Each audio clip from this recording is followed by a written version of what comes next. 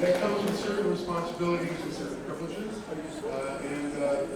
One responsibility is to ask you to identify any name of a person that might buzz or ring or otherwise make noise in the course of this evening's event.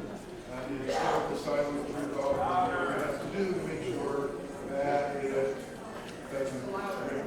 So the people in charge of the microphones will make it louder.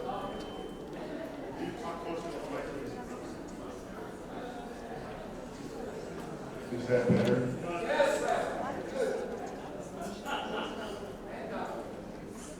So we are here, is that better? Good. We are here on the 25th Yortzeit of the Rebbe. 25 years ago. I know exactly where I was, what I was doing, who I was with. In case you're interested, although it's not really relevant, I was in Jerusalem, in the Old City, with my wife. And I heard the news. I remember the exact moment, which is surprising because at least at that point, I thought that I had almost no connection with Chabad, with Rebbe. Other than a few persistent Chabadniks would ask me if I wanted to put on the film. Maybe some of you have had that experience. I had no connection. So I did wonder, what's going to happen to Chabad now that the Rebbe's gone? I remember having that thought. Because I know how important leadership is. I know what happens to organizations when leadership changes. And the organizations change, and things don't go the way they used to go. So 25 years have passed. Hard to imagine that 25 years have gone by. But 25 years have gone. And tonight, we have an opportunity to provide a view on what's happened in those 25 years. What's happened to Chabad? What's happened to the people Chabad and Rebbe have touched? We have a chance to get a sense of really what happened 25 years ago through today. On a personal note, I will say that my relationship with Chabad and the Rebbe has remarkably changed over the 25 years in ways I couldn't possibly have imagined. Sometimes I think that if I had had an opportunity to meet the Rebbe and had a private audience, that he might give me a roadmap or a guide as to what my life could be like over the next 25 years. How I might learn, how I might teach, how I might raise my children, how I might connect spiritually, religiously to all things Jewish. And if I had that map, it would look remarkably like what my life has been the past 25 years. Somehow, some way, the connection between the Rebbe and his followers lasts. And we'll talk a little more about that. Actually, it's in that context, before I introduce our first speaker, that I want to offer you a thought to keep three concepts, three words in mind. One word is bond. The second word is light. And the third word is action, and I'll explain each. With regard to bond, we are told by the Rebbe and others that one needs to live with the times. That means that one is studying certain things in the course of the calendar, in the Jewish calendar, like this week's Torah portion, Parsha, the Pukas, that you should be able to apply what you learned to what's going on around you. So in this week's Parsha, it starts off with the story of the red heifer and what to do with the red heifer's ashes. And right after that section's over, it talks about the death of Miriam. And Rashi, that 11th century Torah commentator, immediately asks, why are these two put next to each other? And he answers his own question, as he wants to do, and he says the reason why they're next to each other is because just like the red heifer was designed to atone for the Jewish people, so too the passing of a tzaddik, atones for Jewish people, which implies that there is a relationship that occurs between a tzaddik and the Jewish people after the tzaddik dies. That's in this week's Torah. So the question then is, as you listen to the proceedings this evening, what is your bond? So I'm going to do a little scientific experiment. I have no idea what the outcome is going to be. And this is the audience participation part of the program. Can everybody please stand up?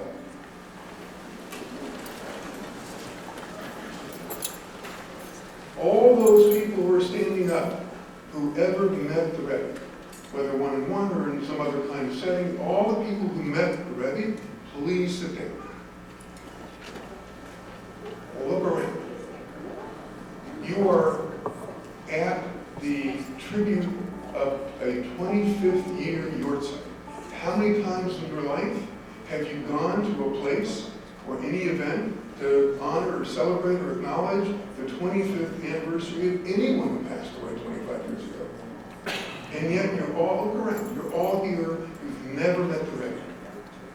So whatever you might think your bond is with the Rebbe, you obviously have a one that brought you here tonight. Who's it then? Second word is light. Light and darkness are great metaphors and symbols for good and evil, for knowledge and ignorance, things of that nature. So I happened to look up the 25th word in the Torah. The 25th word in the Torah is the Hebrew word or, which means light. Not a coincidence that we are celebrating the light that the Rebbe has brought into this world for the last 20, 40, 25 years, and before that.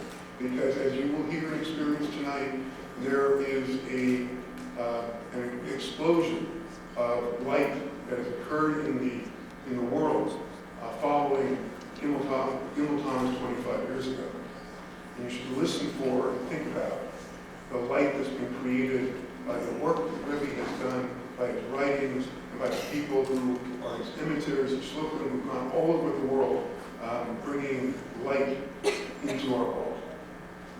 And my last word is action. So there's a story in the book, A Time to Heal. You'll hear more about the author of that book later. That talks about a man who is a survivor of the Holocaust, and he's ridden with guilt. And he comes before the Rebbe and he says, I'm ridden with guilt. I feel terrible. What was the honor? What was the merit that I had to survive? And the Rebbe's answer was two words. Merit, obligation. It wasn't about whether you had merit to survive, it was what your obligation is to do with what your survival means.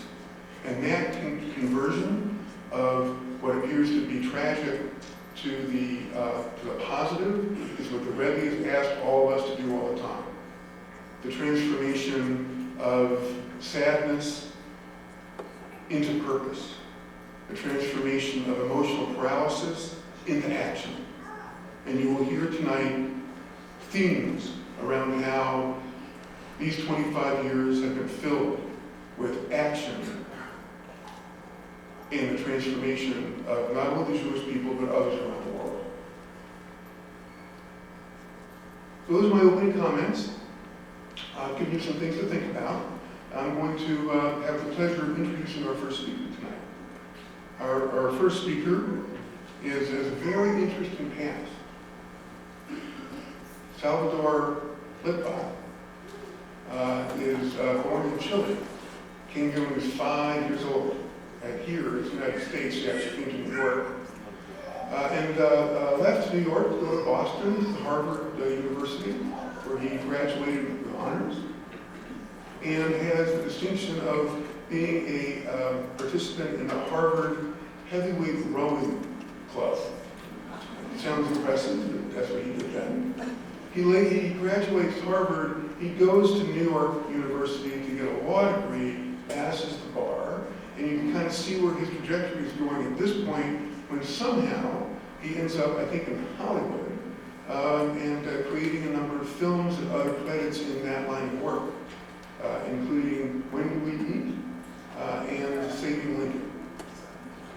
So we're going to hear from our guest, Mr. Litvak, and his connection with the Rebbe.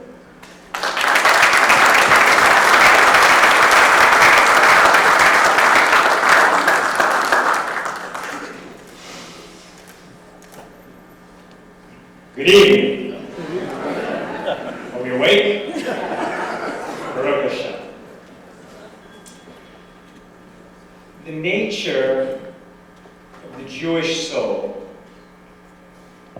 is such that every Jew, no matter how disconnected from Yiddishkeit, from a synagogue, even from a Jewish community he or she might be, sooner or later, he or she will have a moment of inspiration. Something will spark. And at that point, the Jew may well reach out to some rabbi who comes near their orbit with a question. That moment is precious. And sometimes it's a one-off chance. I'm going to tell you two stories from my life about moments like that. One was a failure, and the other was a success. I grew up in New City, New York, and we were immigrants. The Holocaust was very present in my house because my grandmother was a survivor who carried my mother as an infant through Theresienstadt. They made their way from Hungary to Chile, and that's where my mom met my dad and where I was born. Eventually we came to the United States and I grew up in New York. Doesn't sound like it, but Spanish is my first language. The synagogue life that I grew up with was not inspiring, perhaps because I was young and arrogant and wasn't really open to it, but even though we were very proud Jews, and I loved my grandmother so much, and I noticed how she would pray privately in her room, and she and my mother lit Shabbos candles, and we had wine and a challah on Friday nights. Then the TV would come on.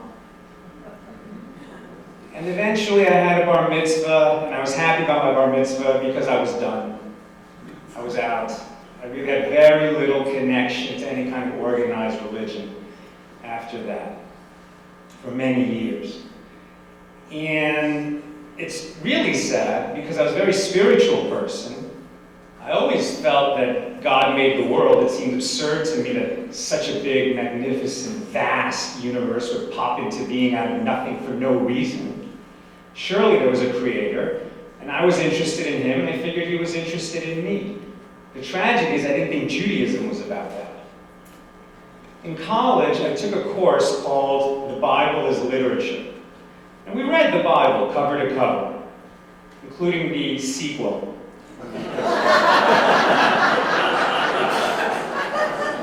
And there were stories in the so-called Old Testament that we never encountered in Hebrew school. Stories like Dinah and Shechem, which I'll relate in a moment. But that story haunted me because I did not feel that that story belonged in the origin tale of the Jews. It made us look terrible, in my young opinion. After college ended, shortly after college ended, a friend of mine, a Jewish guy, married a non-Jewish girl, and they had a wedding in Vancouver, Canada, and there was a rabbi who performed this wedding ceremony. After the ceremony, during the reception, I remember very well, it was a beautiful outdoor area overlooking the sound, the water, huge eucalyptus trees, big ravens in the trees, beautiful food, buffet tables. And I saw this rabbi sitting by himself. And I approached him. I said, "Rabbi, do you mind if I ask you a question?" He said, "Okay."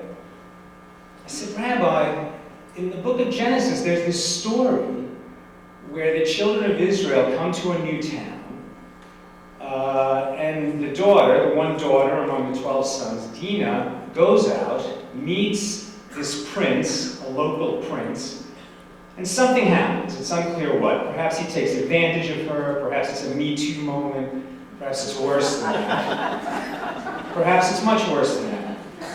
But the fact is, after that moment, the boy says he loves her and wants to marry her, and his father comes out and meets with her brothers, and they come to an agreement where the peoples are going to live together and intermarry, and in order to enable that process to happen, Dinah's brothers get an agreement from Prince Shechem and his father that all the men of that town, Shechem, will circumcise themselves, and then they can be one clan. And they all do it. This Prince Shechem must have been a very compelling speaker to get all the men of his town to circumcise themselves. And while they're recovering from this procedure, the brothers, Shimon and Levi, enter the town at night and kill every man in the town, take all the women and children as slaves, and the Jews move on, leaving a ghost town. So, Rabbi, how does this story make the Jews look good? Now, exactly at the moment that I reach the question mark at the end of the sentence, how does this make the Jews look good? One of those massive ravens in the massive eucalyptus tree dropped a massive poop on my shoulder. In the words of the Godfather, or Sonny Corleone, all over my nice Ivy League suit. And the rabbi said, "There's your answer." And he got up and went to the dessert buffet. It's funny now. But what I got out of that moment is that rabbis don't have answers to tough questions. And it would be another 10 years before I reconnect.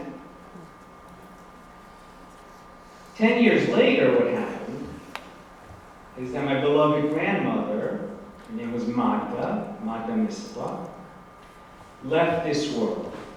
Now, she had been waiting 53 years to be reunited with her Beshert, her beloved Imre, who was murdered by the Nazis. He perished at Dachau. I was present at her bedside. In the end, it was cancer that took her. Her body was terribly weakened. And I tell this story at greater length in an article, and I won't go too much into it. What I'm going to say is, it was an incredibly powerful shared death experience. And I saw her soul leave this world. And before she left, she rejoined Imre. He came to welcome her. When we say we're gathered unto our people, that's what it means. And he came and sort of welcomed her to that next place, and then they left together. And I saw that. I didn't imagine it, I saw it. When I returned to Los Angeles, I'd had that moment of inspiration. Now I was open. I wanted to talk to a rabbi. And I almost missed it again, because I went to a synagogue, sort of like the one I grew up in, and the service was very good. And afterward, I went to that rabbi and talked to him a little bit about his synagogue. And his comment was, even if you don't make your home here, it's good that you came today. It really was not that welcoming. But because I was now interested, I had talked to my friend Marvin Grossman in my Taekwondo class.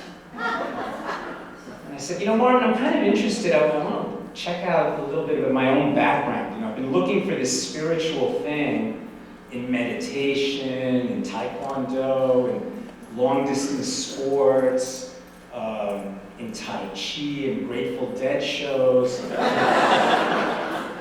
And I'm thinking I should try my own backyard. So Marvin said, "Oh, you gotta meet Schwartzy, my next door neighbor."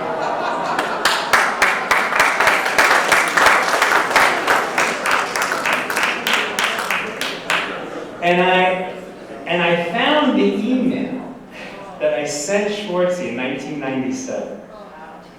And I said, "Your neighbor, Marvin Grossman, suggested that I reach out to you. I'm kind of curious about Judaism and what I've been missing. And by the way, I really have this question that's never been answered for me about Din and Shechem. And I wonder if you could talk to me about that." And Schwartzy's answer. Now, Schwartzy, for those who don't know, was the first Chabad rabbi to be stationed at a college campus. The Rebbe sent him to UCLA to be a campus rabbi. And there was no template for being a Chabad rabbi on campus. Schwartzy made it up as he went along. And he early on decided that a rabbi who wears rainbow suspenders is not intimidating. And people will talk to him. And he stationed himself on Bruin Walk and later on the Venice Boardwalk. And he was so open, and I think he answered most people the same way that he answered me. Because what he said to me when I reached out to him is, "Come to Shabbos dinner and we'll talk about it." The Rebbe empowered 5,000, and many more, it's more than 5,000. I think that number's become arbitrary, because these 5,000 shluchim each have 10 kids. And they're all experts at being there at that moment when this Jew, this curious Jew who's been missing out and is wondering, what does this mean, or what does that mean, or why do we have a tradition that says this or that? And a Shabbos dinner, let me tell you folks, Shabbos dinner is a superpower. We all have this superpower. We should not be using this superpower only to invite our friends who would be at a Shabbos dinner anyway, right? We should be using that superpower to bring Jews to our Shabbos table who would not be at a Shabbos table, but for that invitation. And that's the whole philosophy, the whole concept of this worldwide army of shluchim, of leaders that the Rebbe created. Because when I went to Schwartzy's Shabbos dinner, Schwartzy and his beautiful wife Olivia, and their 12 kids, and the dinner for 60 strangers that they put on once or twice a month for 30 years. I mean, I was like, I'm a little speechless. All I can say is I got there, I was like, oh, this is what it means to be Jewish. It's so warm. We're not just talking about ideas, we're living them. We're eating them, we're singing them, we're making a l'chaim with them. And we did get around to talking about Din Shechem. And Schwartzy said, no, it doesn't make us look good. What makes you think that everything in the tradition makes us look good? Do any of us look good all the time? Of course not. We look terrible much of the time.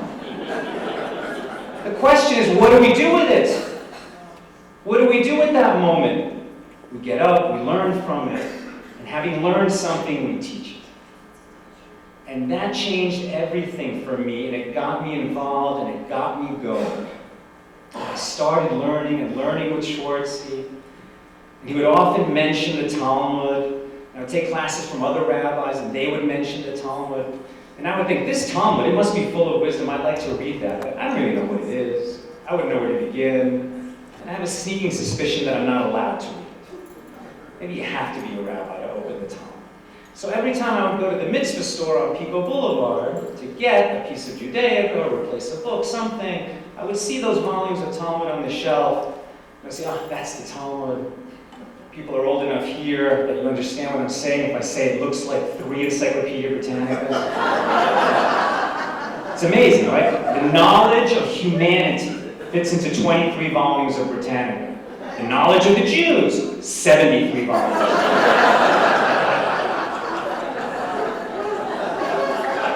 And I would look at those books and think, I'd like to read that, but I wouldn't know where to begin. again, I don't know if I'm allowed, and I would walk away. Repeat many times.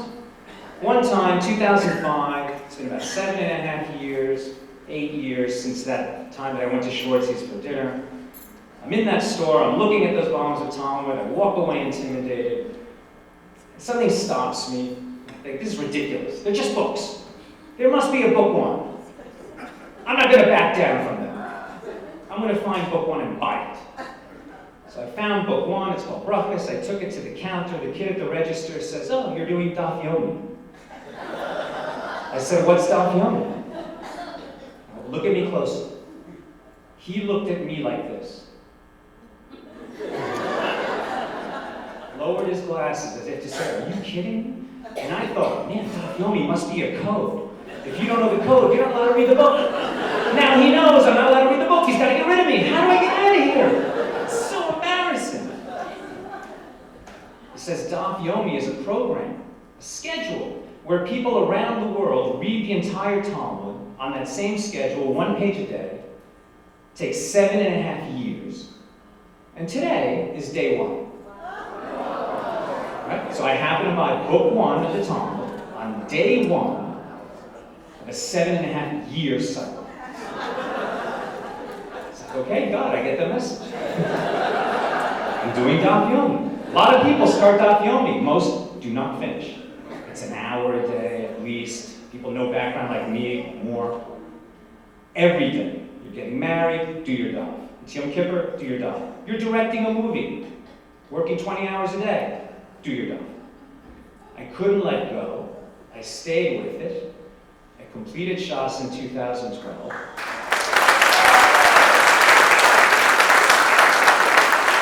And because my story was so unlikely that a guy like me would end up doing Daf Yomi, I thought I should share my story. I called my friend David Suissa, publisher of the Jewish Journal. He's a big fan of our film When We Eat. Told him this story. I said, "David, if I wrote that up, would you publish it?" He says, "Of course I'll publish it. That's a cover story for the Jewish Journal. But you need to do a blog for us too." Okay, so we called it The Accidental Talmudist. If you have a blog, you should have a Facebook page. And we started a Facebook page, my wife Nina and I, called Accidental Talmudist. This thing grew in the most unexpected, unimaginable way. And 7 years later, we have 1 million followers, over 1 million followers in 70 countries. We share what's beautiful in Yiddishkeit 6 days a week. Our motto is wisdom for all. Think. So my friends, think how many people we touch on a daily basis. Thousands and thousands and thousands every day. How many have we touched in 7 years? Millions. Many millions. We've had a lot of viral posts. I don't know what the total count is. 100 million, 200 million. None of that would have happened if the Rebbe had not sent Schwartz to UCLA and if Schwartz had not invited me to his Shabbos table. So, there needs to be a takeaway of every speech. I learned that from the Rebbe. I'm here tonight thanks to the work that the rabbis of these 10 Chabad houses do in the Conejo Valley of Ventura County. It's amazing.